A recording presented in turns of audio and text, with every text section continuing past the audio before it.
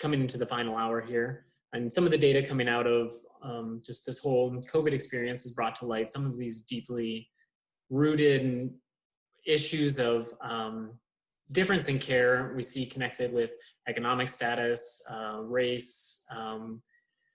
And so in this next section, we're going to look at some of the racial disparities in healthcare and sometimes some things that we find there and what a Catholic response can and should be. And we'll start with Dr. Lola Abdul, who graduated from the University of Minnesota, holds a medical degree from the University of Wisconsin. She's done a residency in pediatrics at the Mayo Clinic, as well as research fellowship, and she's currently completed an advanced residency at Mary Free Bed Rehabilitation Hospital in Grand Rapids, Michigan. She served as a CMA resident section communications officer from 2018 through 2020. And we also have Dr. Felix Rogriguez. He was born in Puerto Rico and earned his medical degree from the University of Puerto Rico in 1990.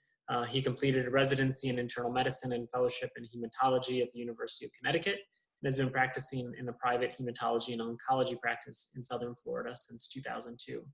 Very involved with the Catholic Medical Association. He's founding president of the Palm Beach Physicians Guild within the Diocese of Palm Beach. He's currently the chairman of the Spanish Outreach Communications Subcommittee. So we'll start with Dr. Lola, and then with Dr. Felix, and then we'll go to some question and answers as well. Can everyone hear me okay? Okay. So I would just like to start by just a preface. As a resident physician who is still in training, I am in no way an expert authority on the topic of racial disparities in healthcare, but it is one of very special personal interest to me, and that I believe that our rich Catholic history has a lot of wisdom from which we can draw. So what I will attempt to do in the few minutes that I have is just to briefly touch on some broad categories of issues that lead to these disparities in healthcare, and then shift the focus into what does the gospel and examples, pioneers in our faith, what do they have to teach us about these things, and what are some possible solutions that maybe we could be a part of. So when we talk about reasons for racial disparities in healthcare in our country, I will first start on the individual level. So there has been shown to be an unconscious, implicit bias among healthcare workers that has, in the literature, suggested to result in adverse outcomes related to healthcare disparities. So there's this human tendency, very human tendency, to avoid circumstances that are not familiar to us, just because we may not be equipped to handle them. And this is a very real human bias that exists in all of us, regardless of our race. It appears that this unconscious bias, if you will, often well-meaning tendency, may be leading healthcare practitioners to unconsciously respond in very different ways, depending on if they're dealing with individuals from a culture that they're familiar with versus if they're dealing with individuals from vastly different cultural backgrounds from what they've been used to. So again, this difference in treatment is being increasingly quantified in the literature. And the good news about it as relates to healthcare education is that this is something that medical students and residents are increasingly being thought to be a bit more conscious about in their dealings with their patients. So taking things beyond the individual level to the more social level. So social determinants of health plays a large role in racial disparities in healthcare. So there are racial disparities in rates of poverty, in economic stability, education level, and access to healthy food options. And these social determinants account for disparities in, say, likelihood of having a primary care provider or likelihood of having a healthcare home. being able to afford necessary office visits or emergency room visits, et cetera, or being able to afford going to the hospital. So overall, these social determinants of health can really contribute to the higher morbidity and mortality rates that we are seeing among racial minorities. I'll also talk about environmental factors. They seem to play a role. Specifically, so there are cases of hospitals, including Catholic hospitals, in neighborhoods with individuals of predominantly low socioeconomic status having to shut down or to move out of these underserved neighborhoods because they're unable to economically support having a hospital there. One big example of this is Providence Hospital. This hospital was Washington, D.C.'s oldest general hospital. It was founded in 1861 by the Daughters of Charity during the Civil War. It was run by these incredible Catholic nuns. Its goal was to uphold the teachings of Christ by reaching the poorest among us. And they demonstrated this goal so beautifully. The first patient that was treated there was an Irish immigrant who had typhoid fever during the Civil War. It was strategically located on the east side of Washington, D.C., and its population base was largely poor, disabled, African-American.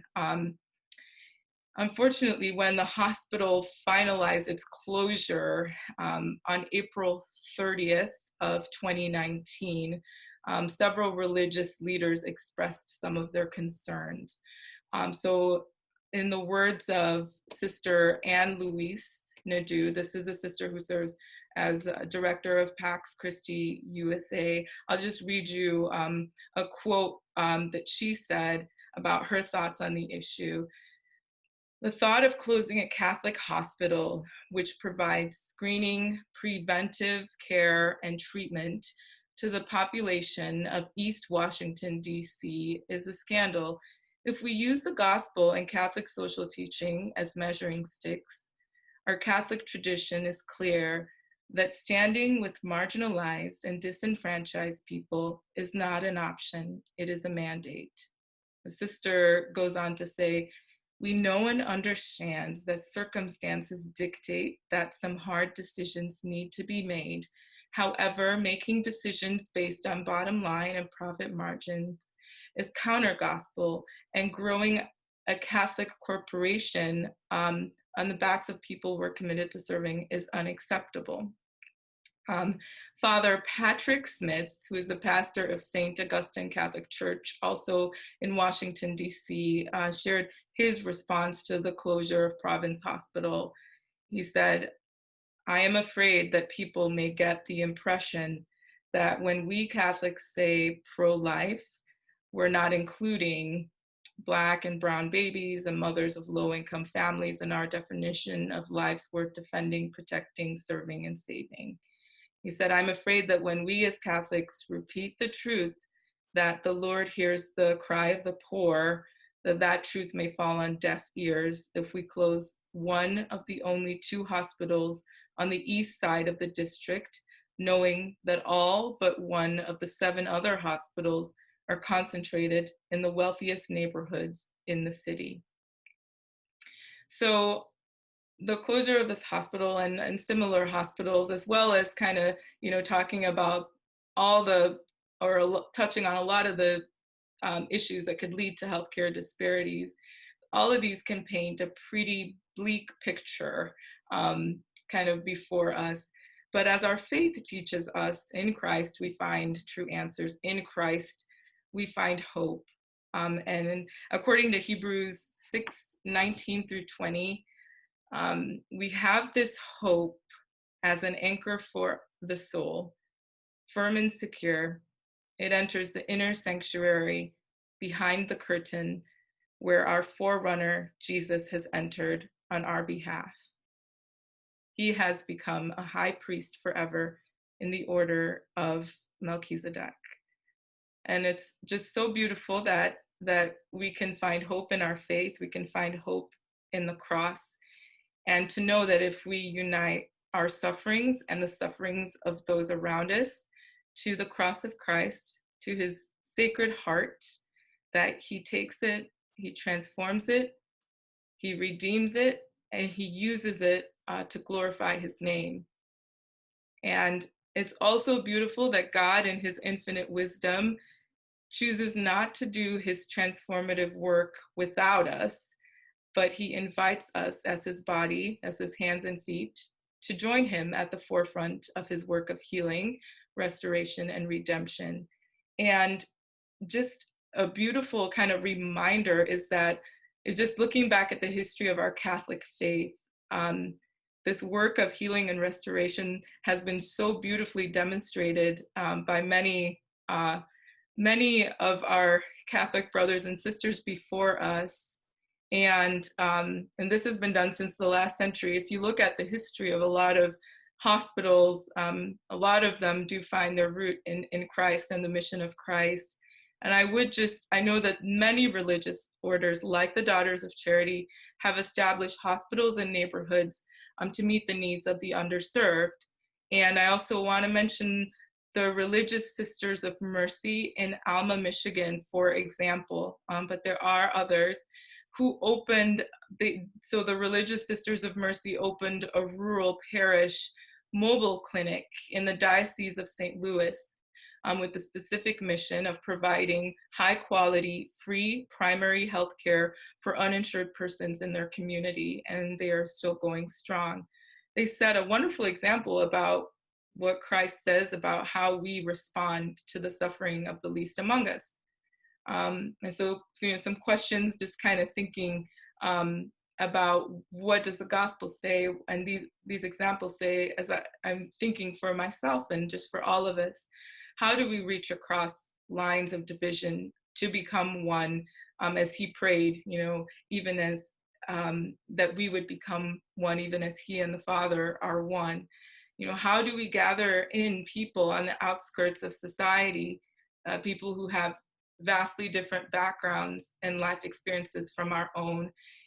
And the verse I'd like to highlight is from Luke 10, verse 25 to 37. This is a parable that I think can offer some timely truths. Just then, a lawyer stood up to test Jesus. "Teacher," he said, "what must I do to inherit eternal life?" He said to them, "What is written in the law? What do you read there?" He answered, "You shall love the Lord your God with all your heart, and with all your soul, and with all your strength, and with all your mind, and your neighbor as yourself." And he said to him, "You have given the right answer. Do this, and you will live." But wanting to justify himself, he asked Jesus, "And who is my neighbor?" Jesus replied, "A man was going down from Jerusalem to Jericho and fell into the hands of robbers, who stripped him, beat him, and went away, leaving him half dead. Now, by chance, a priest was going down that road, and when he saw him, he passed by on the other side. So likewise, a Levite, when he came to the place and saw him, passed by on the other side. But a Samaritan, while traveling, came near him, and when he saw him, he was moved with pity. And he went to him and bandaged his wounds, having poured oil and wine on them. Then he put him on his own animal, brought him to an inn, and took care of him. The next day, he took out 2 denarii, gave him to the innkeeper, and said, 'Take care of him. When I come back, I will repay you whatever more you spend.'" Which of these 3 do you think was a neighbor to the man who fell into the hands of the robbers? He said, "The one who showed him mercy." Jesus said to him, "Go and do likewise." Just like in this parable where the Good Samaritan allows himself to be interrupted by the needs of his neighbor from a different racial background, how can we be neighbor to the underserved, underprivileged individuals who are experiencing higher morbidity, mortality rates, racial disparities in healthcare? What are some concrete solutions that you and I could be a part of? So just kind of thinking through all of that, You know, we can support organizations like Catholic Medical Association, like Christ Medicus Foundation, like like the Religious Sisters of Mercy in Alma, Michigan, Daughters of Charity. We can support these organizations with our time, our talents, our treasures, to continue the faithful work of bringing Christ and his healing graces to those that need it the most. We may be able to volunteer our time. We may be able to even volunteer our talents and treasures to sustain Catholic hospitals in neighborhoods that are needing it, to help financially sustain Catholic hospitals in neighborhoods that cannot financially sustain themselves.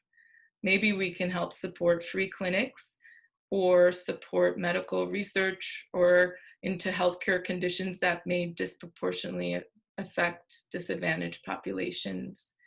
Maybe we can take some time to invest in our own personal education and the education of those around us, to better understand the various dimensions of the issue and to continue to offer new solutions. But whatever kind of the Lord leads, may we persist in our prayer to the Father with our words and with our lives, that thy kingdom come. Thank you. Great, thank you so much, Dr. Abdul. Dr. Rodriguez, go ahead. Thank you for inviting me to this conference today. And I want to give kudos to our colleague, Dr. Abdul, for such a beautiful presentation. So the part that I'm going to be speaking about pertains to the health disparities, particularly as that has to do with the Latino Hispanic population. And I wanted to go back to what Dr. Abdul just spoke about and some of the other presenters, that we need to be very keen on what Martin Luther King said many years ago, that of all the forms of inequality, injustice in healthcare is the most shocking and inhumane. So that is something that should drive us. And I wanted to do a couple of definitions here, because we hear about this on the regular mass media, and it does pertain to our Catholic response. So one is that of health equity. And you see this graph here. So equality is treating everybody the same regardless of need. And then equity achieves that equality through treating people differently depending on need. And both actually promote fairness and justice. And another way to look at health equity is that everyone has a fair opportunity to live long and a healthy life. This is from the CDC. And what you see there on that diagram is that this health equity is achieved by an infrastructure. And this is what we've been talking about in this conference. This is from the CDC, but we as Catholic in Catholic healthcare can create our own infrastructure. It doesn't have to all be red tape. This slide was shared with us by Catherine Mosley, who could not participate of the conference today, but this is a diagram that actually Dr. Abdul made reference to. It talks about the determinants of health. And you see on the top here, the red part, we call it the upstream. And then when you get to the individual, that is the downstream. And by changing and by impacting these social determinants of health that keep moving down from bigger to smaller, we are able to impact the health of people individually and as families. And this is yet another diagram. So if we address the structural inequities and we provide community-driven solutions, we eventually do reach healthier, more equitable communities for individuals to thrive. And for us Catholics, this was made reference by prior speakers, this all has to do with the tenets of Catholic social teaching. And it all starts with human dignity. That is the primary source of all these tenets of Catholic social teaching. And you see going down that it also pertains to common good, solidarity, and subsidiarity. And this is what we're talking about here, subsidiarity, because all of us are going to have a role. We're going to be in solidarity with our brothers and sisters, but we are going to have a role that, so ADF is going to have a role. CMF, CURA is going to have another role. Catholic Medical Association is going to have a role. So this is all part of what our Mother Church teaches. Now, as far as in the United States, these slides, by the way, I was able to use them from Kaiser Family Foundation. They're not a religious organization, but I found that what they provided on the web, which was available for free to use, I got the permission, but they said I could use them, is going to drive the point of what I wanted to convey today. So these are social and economic factors that drive health outcomes, and Dr. Abdul did speak about this already. And so here's the diagram of what the distribution of the US population by race and ethnicity was in 2016 and how just a few years from now will be in 2050. So you can see that what we now refer to as people of color, we used to refer to as minorities, is going to be more than half of our US population. So this is a big mission field for us Catholic healthcare physicians and healthcare providers. And this is the share of the population, and the diagram showing the map of the United States, the ones that have a darker blue color, you're going to see are going to have 40% plus of people of color. This is as of 2017. And you see there in this diagram what a big percentage of that by age group is going to be young. So for the Latinos, for instance, there's going to be a 33.5% that are under 18. And we see that all across the board here. And another thing that's important to remember is that even though we keep talking about some of these minorities of people, oh, they're on welfare, they're not working. Well, that is not really the case. There's a big percentage of the non-elderly population who do have a full-time worker in the family. And this is only continuing. See the difference in these diagrams. Unfortunately, there have been in the past some issues with having these people participate in healthcare. There had been, I was commenting on this diagram that KFF provided. There was some economic improvement over the past couple of years, and some of those people that were employed were able to obtain healthcare.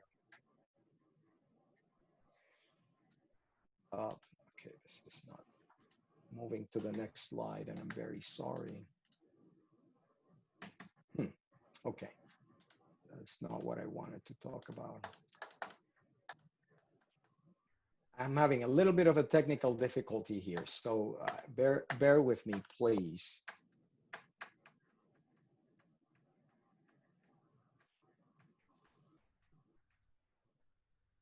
All right. So the important thing on this one is that there was some delay in care because of cost, and Dr. Abdul already spoke about this. Now, how does that pertain to the Latino population? So 7 in 10 Hispanic people in the US live in the southern and western hotspot states. So for instance, I'm in Florida and we are being called the epicenter of COVID right now. So there's a large amount of patients of minority origin, particularly Latinos, who are being affected by this. This is another slide making reference. I printed that, or I added that yesterday. So this information is quite updated. And these states that are in red, particularly the South, have a large Latino population. Regarding the people going back to school, so these families, the Latino families, are usually extended families that live together. So one of the concerns and rightful concerns of the Latino parents, and some of my friends have spoken to me about this, is how is that going to affect mom and dad who live with me? So that is a real concern that these patients and these patients' families have. But how do we respond as Catholics, as Dr. Abdul spoke about? Well, we are one body in union with Christ. And We all know this from catechism. So Catholic means universal. And Lewis Brown, one of his mottos is the universality of the church. And that's what we are striving to in our approach to the racial disparities. And I include the Vatican here because that colonnade has always been referred to as the arms of the church, embracing the whole of humanity. So we as Catholics need to live that as an ethical value. Regarding the Latino population, so we are seeing an ongoing increase in Latinos in the Catholic Church in the United States. And we are living a new reality. And we as Catholic healthcare professionals, we need to stand up with it, stand up with our brothers and sisters, because they are our neighbor. And I wanted to include a quote from the now president of the USCCB. I don't know if you're aware that he is born in Mexico, but he is now a US citizen. And so here he is mentioning that immigration is more than immigration, and we are the new United States. So how is this new America, the new United States, going to look like? Well, it looks like the universal church. And here with the Catholic Medical Association and Christ Medicus, we are being very sensitive to that as our mission. And here I just wanted to drive that point again, that all the Catholics we have, and this is from 2014, 34% were Latinos, but most of these are going to be of the younger population, from the group that comprises 18 to 29 and 30 to 49. So millennials and Generation Xers. And that has been changing as the years go by, the pre-Vatican generations, the Vatican II generation, and now the millennials. We have a young Latino Catholic Church. And this is just a diagram from the Encuentro slides from 2 years ago. A lot of those parishes with a large Latino population are concentrated in the South, and of course the Northeast and the Central states. So how should we envision this? Well, this is our mission, vision, and values. You know, the mission of the Catholic Medical Association, inspiring physicians and healthcare professionals to live the ethics of Christ. Well, that's our mission. And our vision is facing this present and this future to use these values that we believe in to make a change in our culture. And I wanted to include, again, the principles of Catholic social teaching, because it all pertains to this. And the Imago Dei, we are made in the image and likeness of God. And all our neighbors are made in the image and likeness of God. And as healthcare professionals, that's how we should see our patients, our colleagues, and all their families. And I wanted to basically end with the gospel from last week. I was trying to get inspired for the presentation, and it was the parable of the sower.